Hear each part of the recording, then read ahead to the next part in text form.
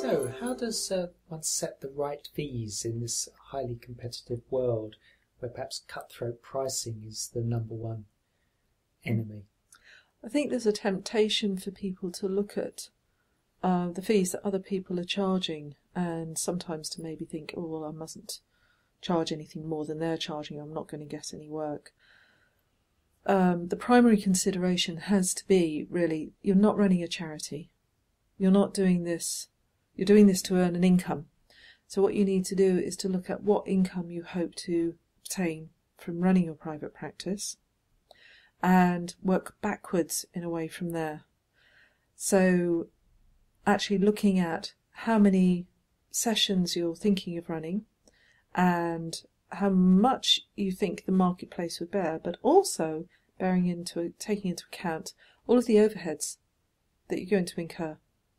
There'll be single one-off costs like getting business cards printed, doing a bit of marketing, but there'll be the regular ones of renting a room, renting a space, maybe some product that you use in your therapy.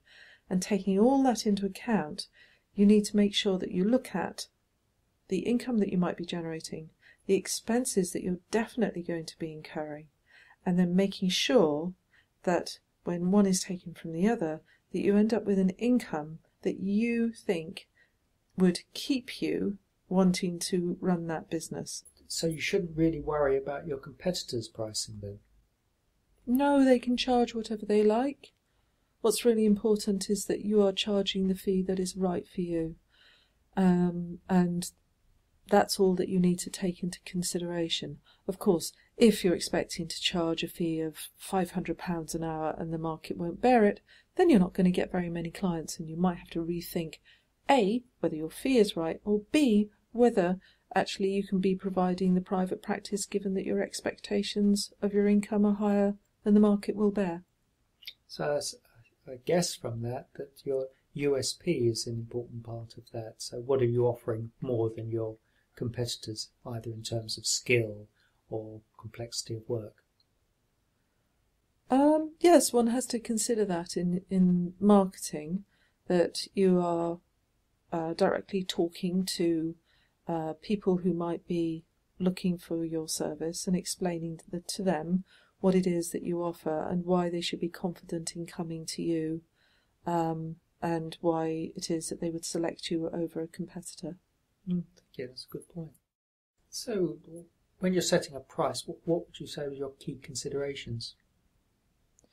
The key consideration has to be how much I want to be earning, and that is based on really the earning that I would expect to receive given my professional qualifications, the amount of training that I've done, the expertise that I have, and the number of years that I've put into developing and honing my skills.